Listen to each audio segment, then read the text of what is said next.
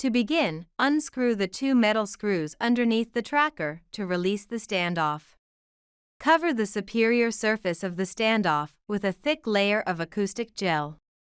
Then, reattach the standoff to the tracker.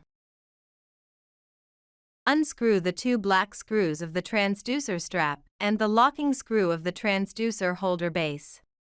Insert the transducer into the transducer holder base and fasten the locking screw and the 2 strap screws. Next, unscrew the 2 black screws securing the transducer holder. Adjust the holder height so the transducer runs 0.5 millimeter to 1 millimeter above the standoff, remaining in contact with the acoustic gel. Connect the tracker using the USB cable and attach the transducer to the smart system. Plug in the power brick to supply power.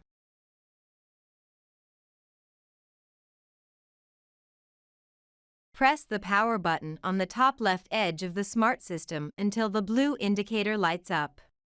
A few beeps will be heard. Double-click on the ultrasound software icon on the desktop to launch it. Then minimize the ultrasound screen from the Smart System toolbar. Press the on-off button to power on the tracker. Position the subject in a comfortable prone position with the bare foot relaxed and dangling off the end of the table. Apply a thick layer of acoustic gel to the skin on the distal posterior part of the leg to ensure good contact with the transducer. Then, push the knee against the subject's metatarsal heads to passively dorsiflex the ankle until it reaches maximum dorsiflexion. Next, double-click on the analysis software icon on the smart system. Then, click the red acquisition button on the upper toolbar. When the message, Tracker Initialization OK appears, click OK. When the acquisition control window opens, click Start US to display the ultrasound image from the ultrasound software. In the acquisition control window, click Acquisition. When prompted with, press the Start button on the tracker to start the acquisition, click OK. Place the tracker on the calcaneal region so that it is perpendicular to the long axis of the Achilles tendon. Then, press the Start button on the tracker to begin the acquisition. The transducer begins to move automatically along the tracker over the length of the tendon. Monitor the full scanning procedure on the ultrasound scanner screen of the smart system. At the end of data collection, click OK on the acquisition control window. Then, click Exit to close the window. Click on the transverse cross-section in the top left of the analysis software screen to refresh and display acquired images. From the File drop-down menu, select Save Scan and save images into the designated folder.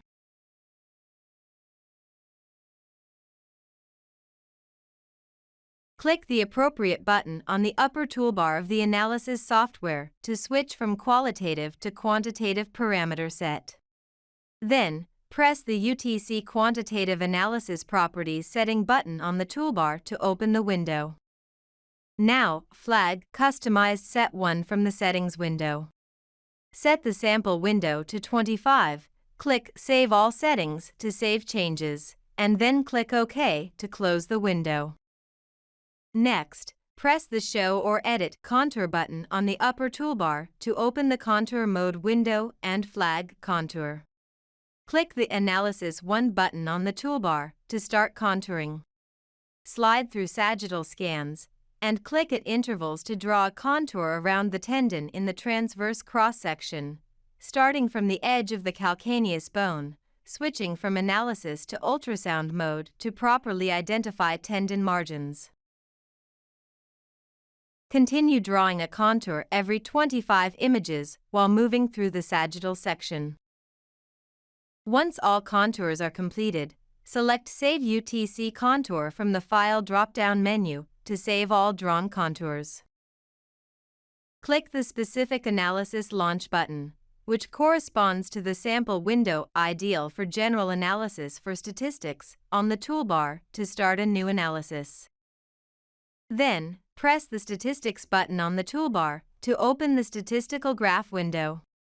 Click Contour to display graphs for all drawn and interpolated contours. For reporting, navigate to the sagittal cross-section of the tendon and click the star button on the toolbar to select reference image at significant positions. Press the Export PDF button on the toolbar to import images and statistics into the PDF editor.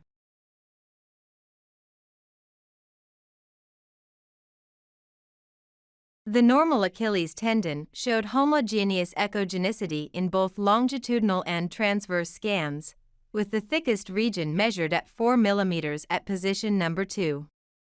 UTC analysis of the normal tendon revealed a high percentage of echotype 1, indicating intact and aligned tendon bundles across all 3 positions.